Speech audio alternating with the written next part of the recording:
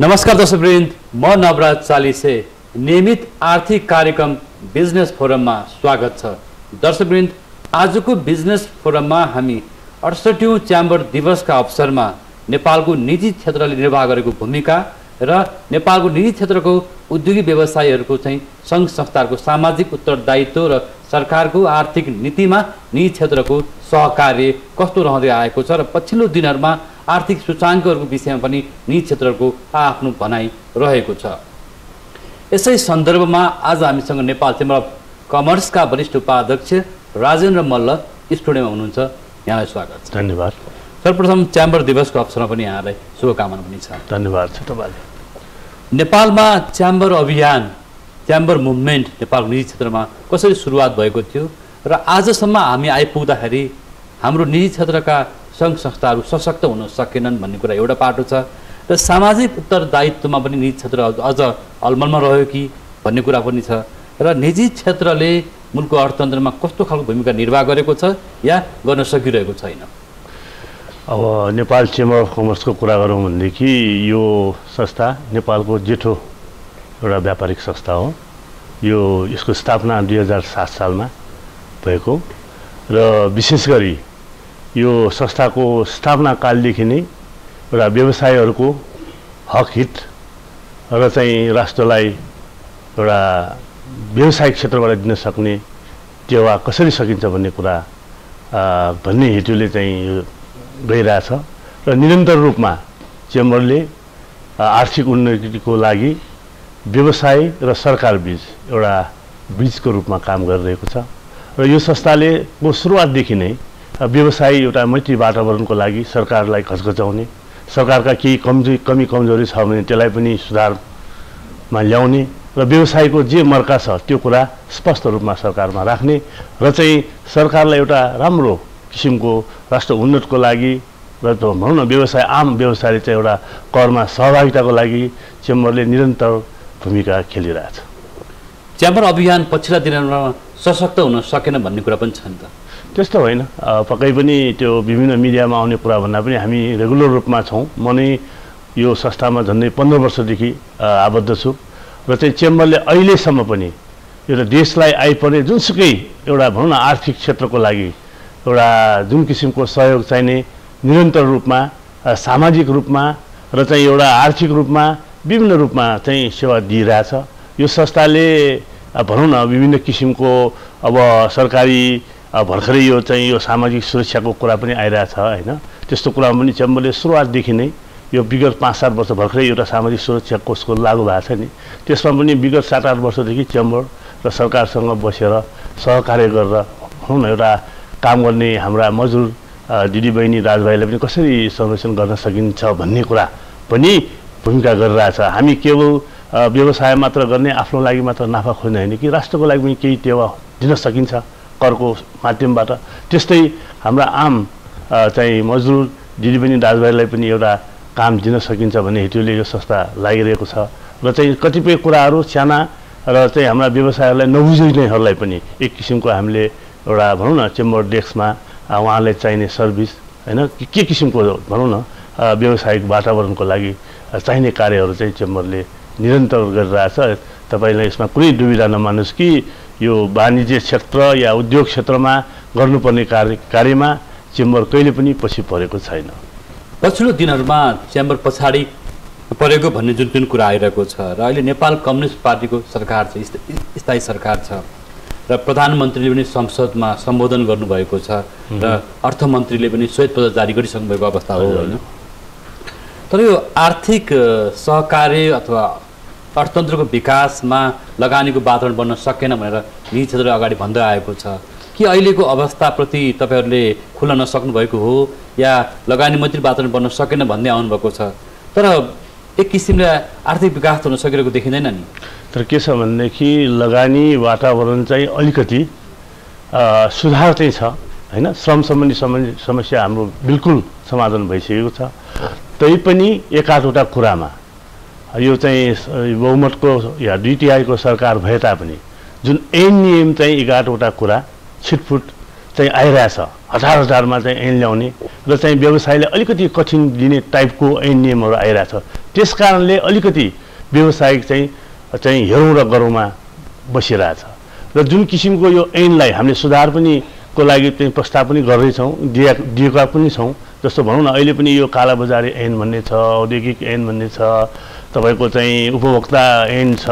विभिन्न किसिमको चाहिँ आर्थिक ऐन यो भनौँ न यो हाम्रो चाहिँ यो बोनस ऐन विभिन्न किसिमको ऐनमा अलिकति सरकारले हतार पारित गरेर र चाहिँ व्यवसायले मर्का पार्छ कि भन्ने किसिमको चाहिँ आशंका आइरहेछ र यसको लागि चाहिँ एउटा चाहिँ सहकार्य सहमति गरेर जाउँ भनेर हामीले सरकारलाई र इभेन संसदमा पनि हाम्रो तर्फबाट चेम्बरको तर्फबाट एउटा सुझाव प्रस्तावहरू चाहिँ दिएर हामी लागिरहेछौँ आशा छ यो केही दिनभित्र हामी बसेर छलफल गरेर यसको निराकरण पनि गर्नेछौँ विगतमा सरकारी पक्षको एउटा भनाइ के छ भन्दाखेरि उपभोक्ताहरू ठगीका घटनाहरू धेरै आए जस्तै यहाँले पनि भन्नुभयो कालाबजारीका विषयमा हैन बजारमा गुणस्तरको विषयमा कर छलीको विषयमा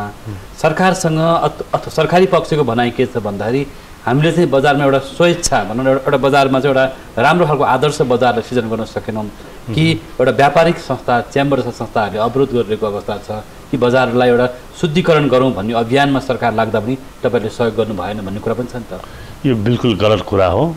चेम्बरले जहिले पनि एउटा बजारमा शुद्धिकरण निर्मलीकरण जे भनौँ न जुन किसिमको एउटा राम्रो वातावरण बनाउनको लागि चेम्बरले निरन्तर कार्य गरिरहेछ त्यसमा नगरेको होइन हेर्नुहोस् बजारमा पनि एकाध घटना हुनसक्छ र चाहिँ भनौँ न समाजमा एकाधजना बिग्रेको अवस्थामा काम गर्ने पनि अथवा चाहिँ बढ्नियर भएको पनि हुनसक्छ तर आम व्यवसायी र चाहिँ चेम्बरले आज चाहिँ आम व्यवसायीलाई चाहिँ सरकारलाई चाहिँ राम्रो रूपमा चाहिँ कर तिरौँ र चाहिँ राष्ट्रिय उठानमा टेवा दिउँ र चाहिँ हरेक किसिमको औद्योगिक भनौँ न विभिन्न किसिमको वातावरणको लागि सरकारलाई सुझाव दिएर हाम्रो व्यवसायले पनि अब यसरी जानुपर्छ एक किसिमको हुनुपर्छ भन्ने कुरा चेम्बरले निरन्तर एउटा अन्तर्क्रिया उहाँहरूलाई चाहिँ एउटा गरेर होइन सरकारलाई पनि आफ्नो कुराहरू राखेर दिनुपर्ने सेवाहरू चाहिँ दिइरहेछ र चाहिँ अब यो कर छली यो भन्ने कुरा चाहिँ मैले अघि पनि भने कि एकाधजना हुन सक्छन् त्यस्तो छ भने त्यसलाई एउटा दायरामा आउँछ होइन त्यसलाई चाहिँ पनिसमेन्ट पनि हुन्छ गलत गर्नेलाई चाहिँ कानुनी राज्यमा सबैले कानुन मान्नुपर्छ तर चेम्बरले आम व्यापारीलाई चाहिँ एउटा राम्रो हिसाबले एउटा मैत्री वातावरणले व्यवसाय गर्नको लागि भूमिका खेलिरहेछ जस्तो च्याम्बर संस्थाले दैनिक जीवनमा सरोकार राख्ने उपभोग्य वस्तुहरू छन् दाल चामल तरकारी ग्यास पानी तेलजन्य वस्तुहरू भनौँ न मसलाहरू भनौँ न लगायत खाद्यान्न वस्तुहरू जस्ता वस्तुहरूमा बेला बखतमा चाहिँ गुणस्तरको बारेमा नापतोलको बारेमा अथवा भनौँ त्यो खालमा उपभोक्ताहरू ठगिएको भन्ने पनि कुराहरू आउँछ यो विषयमा च्याम्बरले आफ्नो आबद्ध यति धेरै लामो चाहिँ एउटा चाहिँ भनौँ न पुरानो संस्था भएर पनि यो संस्थाको एउटा मर्यादा उचाइ राख्नुपर्ने हो त्यो राख्न नसकेको हो कि के हो होइन बिल्कुल हामीले कुनै पनि हालतमा गलत गर्नेलाई हामी आफै चाहिँ तपाईँको चाहिँ सहयोग गर्ने पक्षमा छैनौँ हामीले के छ भने कुनै पनि मान्छेले नियतवश नभइकन कहिलेकाहीँ गलत पनि हुनसक्छ भनौँ न एउटा अहिले जुन किसिमको एउटा डेट एक्सपायरीको पनि कुरा आइरहेछ होइन कसैले गलत तरिकाले गर्छ भने त्यसलाई कानुनी दायरामा ल्याएर कारवाही गर्नुपर्छ त्यो चेम्बर बिल्कुल चाहिँ त्यसमा चाहिँ कटिबद्ध छ त्यसमा कुनै गलत गर्ने व्यवसायी छ भने त्यसलाई चाहिँ कारवाही हुनुपर्छ सुन्नुहोस् न तर भन्नु मेरो भनाइ यो हो कि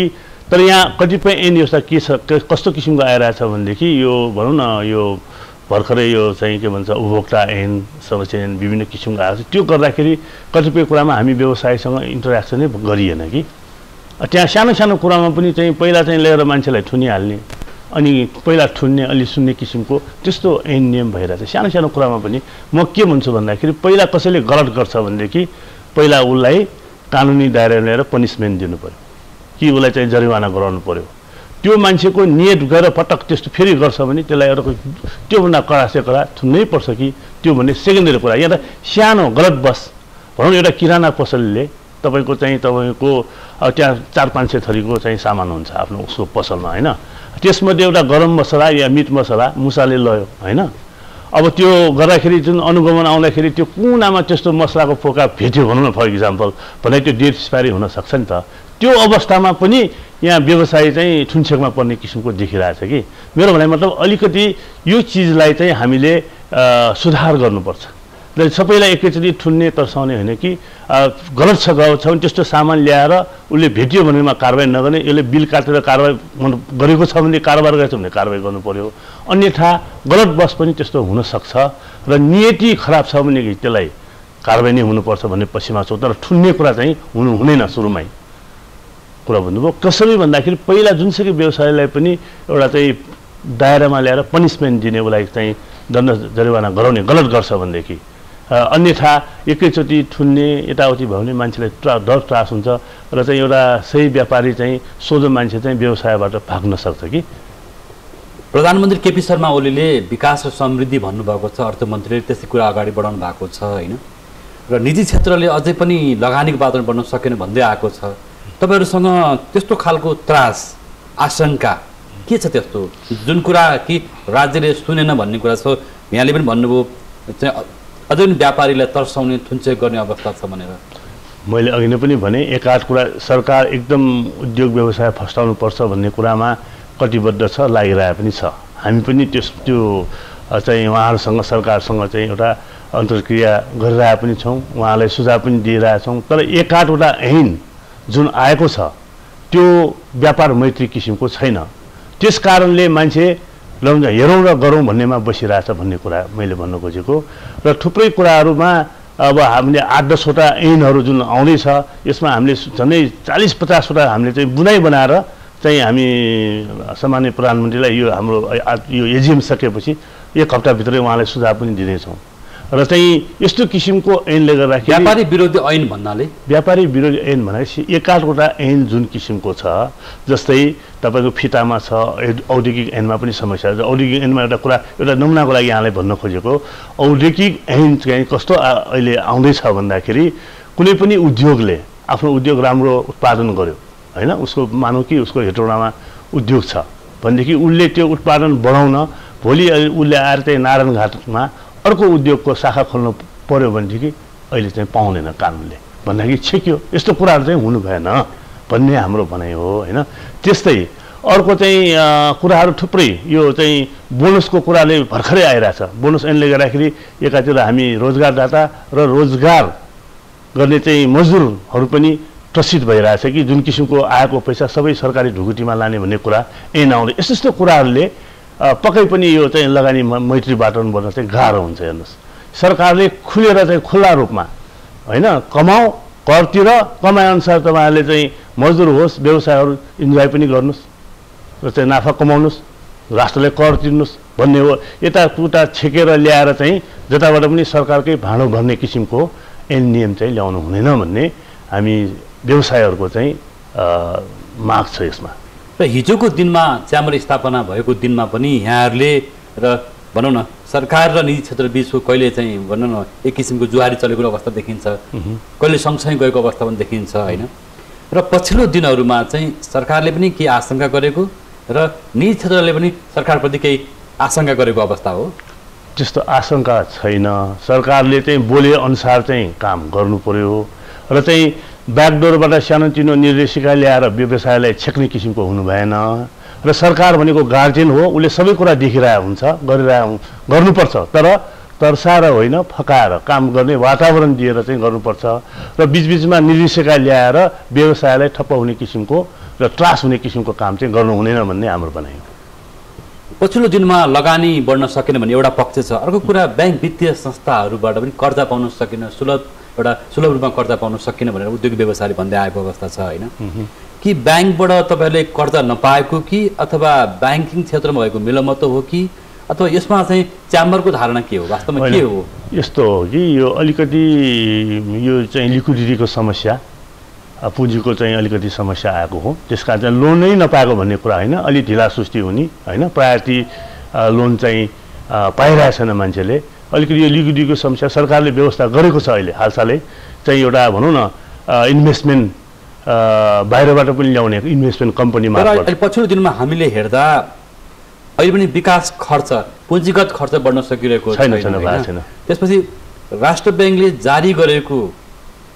रकम पनि बजारमा देखिँदैन, ब्याङ्किङ क्षेत्रमा पनि छैन भने र उद्योगिक व्यवसायीहरूले पनि लगानी बाहिर लगे भन्ने पनि एउटा चाहिँ हल्ला छ, आशंका छ, क्यापिटल फाइट गरे भन्ने हल्ला छ। होइन त हुन्डीको कारोबार बढ्यो भन्ने हल्लाका छ र असमानान्तर अर्थतन्त्र बढ्यो इन्फर्मल इकोनोमी हाबी छ एउटा चाहिँ अर्थतन्त्र सिस्टममा आउन सकेको छैन भन्ने कुरा छ अर्कोतर्फ चाहिँ संस्थागत रूपमा भ्रष्टाचार बढ्यो भनेर यहाँहरू पनि भन्दै आउनुभएको छ कि सरकारी निकायहरूमा चाहिँ भ्रष्टाचार बढेको छ जसले गर्दा काम गर्न सकिएन भन्ने कुरा पनि छ धेरै समस्याहरू त देखिन्छ नि बजारमा त होइन त्यस्तो किसिमको जुन तपाईँले भन्नुभयो त्यस्तो किसिमको समस्या छैन हेर्नुहोस् एकाधवटा छिटपुट घटनाहरू भइरहेछ सानोतिनो छ छैन भन्ने कुरा मैले भनेको होइन कि पहिलाभन्दा धेरै कुरामा ट्रान्सपेरेन्सी छ समस्या छैन र चाहिँ लगानीको वातावरण पनि सबै बनेको छ त्यसमा पनि समस्या छैन अझै पनि एकाधवटा कुरा सुधार गर्नुपर्ने छ भन्ने मेरो भनाइ हो कि जस्तै भनौँ न कुनै उद्योग स्थापना गर्नु पर्यो जग्गा प्राप्ति गर्न यति गाह्रो छ कि तपाईँको जग्गा लिनुको लागि भनौँ न कुनै उद्योग राख्नुको लागि या कुनै हाइड्रो पावर गर्नुको लागि अब कुनै एउटा जग्गा अधिग्रहण गर्नु पर्यो भने त्यो हाइड्रो पावर स्थापना हुनु अगाडि त्यो जग्गाको प्रतिरोध पनि 50,000 होला या चाहिँ 1 लाख होला हाइड्रो पावर बन्ने भयो रे भन्दा साथै त्यो जग्गाको मूल्य 10 लाख भन्न थाल्छ कि त्यसरी प्रोजेक्ट कस्ट पनि बढ्छ होइन सारा किसिमको यस्तो समस्याहरू हेर्दाखेरि सानो तर ठुलो यो भित्र ठुलो समस्या छ नेपालमा बन्ने जति पनि हाइड्रो पावर छ सुरुमा गर्दाखेरि 15 करोड मेगावाटमा बनाउँछु भन्ने कुरा हुन्थ्यो भने गर्दा गर्दा गर्दा 25 करोड पुग्ने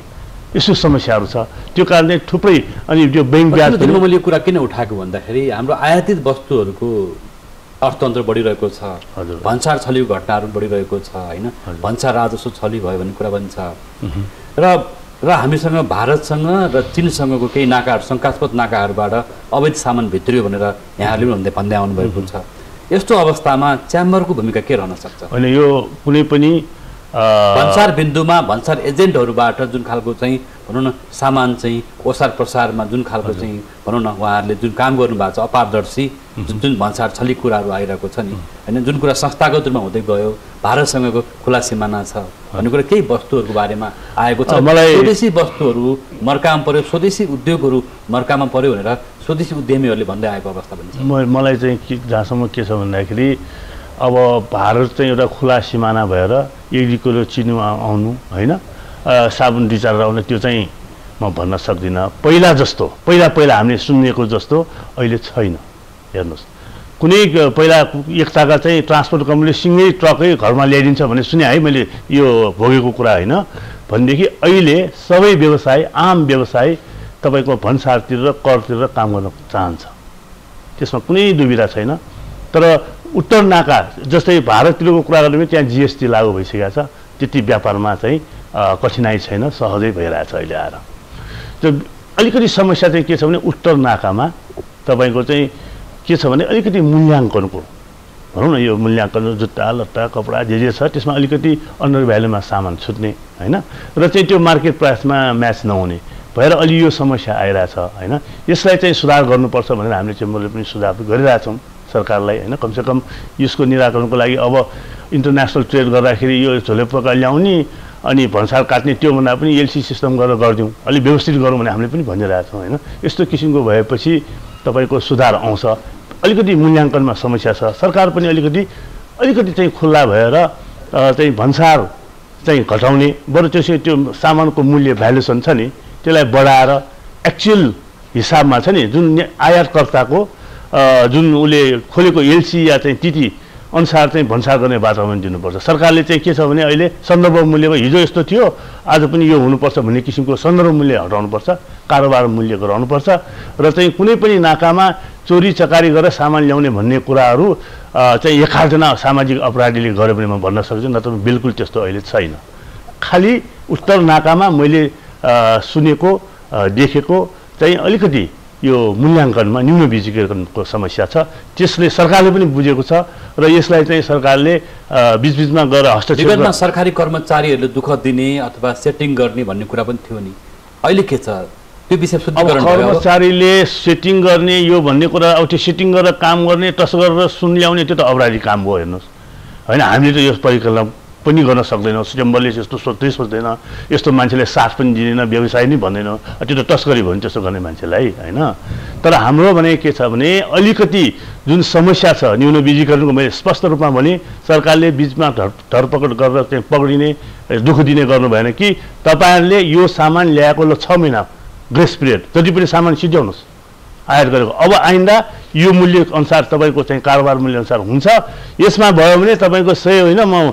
500 चाहिँ तपाईँले चाहिँ पनिसमेन्ट दिन्छु यो गर्न पाइँदैन भने सरकारले अलिकति कुलिङ पिरियड छ नि यो सामान के छ भन्दाखेरि कसो तपाईँले 100 रुपियाँमा छुटायो मैले 200 मा छुटाएँ भने त्यही सामान समस्या परेको कुरा कि यहाँ भइरहेको भोगिरहेको भनेदेखि त म त खाल्नुमा पर्ने भयो नि होइन सामान त त्यही हो त्यस्तो किसिमको नभइकन अलिकति कुलिङ पिरियड दिएर चाहिँ सामान अहिले बजारमा भएको गोदाममा भएको सिध्याउन दिने र चाहिँ 6 महिनापछि आएको सम्पूर्ण सामानमा ल म यति प्रतिशत भन्सार घटाइदिन्छु मूल्याङ्कन त कारोबार मूल्यमा ल्याउनुहोस् भनेर स्पष्टका साथ सरकारले यो किसिमको एउटा खुला रूपले गर्यो भने यो समस्या बिल्कुल आउँदैन तर यसमा सरकार कन्जर्भेटिभ छ विशेष गरी अर्थ मन्त्रालय नै यसमा चाहिँ कन्जर्भेटिभ भएर अलि समस्या भइरहेछ यहाँले 68औं च्याम्बर दिवसको अवसरमा आइपुग्दा पनि उद्योग व्यापार मैत्री नीति नियम नभएको सरकार अझै परम्परागती भनौँ त्यही बाटोमा रहेको लगानीको बाटोमा अझै बन्न नसकेको भन्ने कुरा चाहिँ व्यक्त गर्नुभएको छ राख्नुभएको छ होइन र अब यहाँहरू जस्तो युवा उद्यमीहरू आइसक्नु भएको छ कि अब बजारलाई शुद्धिकरण गरौँ व्यावसायिक जगतलाई पनि एउटा चाहिँ भनौँ न प्रतिस्पर्धी बनाऊँ अथवा आज विश्व बजार कहाँ पुगिसकेको अवस्था छ हामी विश्व बजारको सदस्य भइसकेको राष्ट्र WTO को मेम्बर भइसकेको राष्ट्रले अब हाम्रो च्याम्बरलाई त्यो श्रेणीमा कसरी लिएर जाने होला होइन हामी चाहिँ के छ भने हामी एकदम खुल्ला रूपमा चेम्बरको त्यस्तो झिना मसिना कुरामा छनै छैन हाम्रो अहिले चेम्बरको मुख्य उद्देश्य भनेको चाहिँ जसरी भए पनि स्वदेशी उत्पादन बढाउने निर्यात बढाउने र चाहिँ आयात विस्तार जुन व्यवसाय छ त्यसलाई व्यवस्थित गर्ने भन्ने कुरा हाम्रो चाहिँ आवाज हो र चाहिँ यो सरकारप्रति सुझाव पनि हो हेर्नुहोस् अब यो भएन ऊ भएन भन्दाखेरि पहिला भन्दा धेरै सुधार भएको छ धेरै राम्रो भएको छ तपाईँले देखिरहनु होला भोगिरहनु भयो होला विगत 4-5 वर्षभन्दा अहिले यो स्थायी सरकारपछि धेरै काम सकारात्मक भएको छ एउटा अझै पनि केही सुधार गर्नुपर्ने बाँकी छ त्यो गरौँ भन्ने नेपाल चेम्बर अफ कमर्सको भनाइ हो यो मेरो पनि यहाँ च्याम्बरको वरिष्ठ उपाध्यक्ष हुनुहुन्छ पछिल्लो दिनमा एउटा प्रश्न सोध्नु सान्दर्भिकै हुन्छ उद्योग वाणिज्य महासङ्घसँगको सम्बन्ध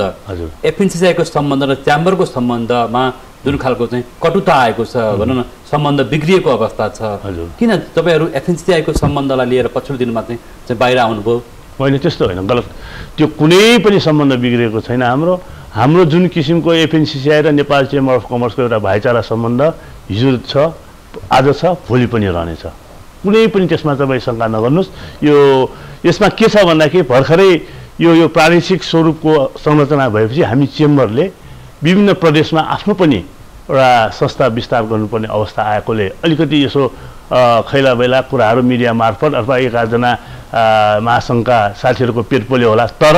बिल्कुल त्यस्तो होइन हामी एकै हौँ र चाहिँ हामी उद्योग व्यवसाय प्रवर्धनको लागि मुलुकको लागि एकै ठाउँमा छौँ एकै ठाउँमा रहनेछौँ त्यसमा कुनै शङ्का नगर्नुहोस् विवाद त निकै आयो छैन यो जुन किसिमको भनेको कुनै विवाद होइन एकाजनाले कुनै प्रेसमा बोल्यो होला मैले त सुरुदेखि नै भनिरहेको छु यो हामी नेपाल चेम्बर अफ कमर्स र एफएनसीसीआई भनेको चाहिँ एउटा नङमासु जस्तो भएर सरासरमा मिलेर अगाडि बढ्छ निजी क्षेत्रको हक हितको लागि राष्ट्रिय व्यवसाय प्रबन्धनको लागि अन्त्यमा अबको नयाँ चेम्बर अफ कमर्स कस्तो रहन्छ अन्तिममा अब हाम्रो यो चेम्बर अफ कमर्स चाहिँ पहिला भन्दा पनि भनौँ न अब ट्रेडिसनल ट्रेड भन्दा पनि अब चाहिँ भनौँ न डिजिटल ट्रेड अनलाइन ट्रेड हैन आधुनिकतिर जाने र चाहिँ यो ट्रान्सपरेन्सी बिजनेसलाई बढावा दिने र चाहिँ राष्ट्रलाई कसरी आर्थिक उन्नतिको लागि सामाजिक क्रियाकलापको लागि चाहिँ टेवा दिन सक्छ भनेर झन् सशक्त रूपमा लाग्छ भन्ने भनाइ राख्न चाहन्छु धन्यवाद तपाईँलाई पनि दर्शकवृन्द नियमित आर्थिक कार्यक्रम बिजनेस फोरममा आज हामीले चेम्बर अफ कमर्सको 68औं दिवसका अवसरमा नेपालको निजी क्षेत्र चेम्बर अफ कमर्स अब आगामी दिनमा कसरी अगाडि बढ्नेछ र सरकारसँग यसको सहकार्य अथवा प्रतिस्पर्धालाई यसले आधुनिक रूपमा कसरी च्याम्बर रहन्छ भन्ने विषयमा चेम्बर अफ कमर्सका वरिष्ठ उपाध्यक्ष राजेन्द्र मल्ल स्टुडियोमा हुनुहुन्थ्यो र यहाँले महत्त्वपूर्ण समय दिनुभयो यसपछि हामी आभारी छौँ। दर्शकवृन्द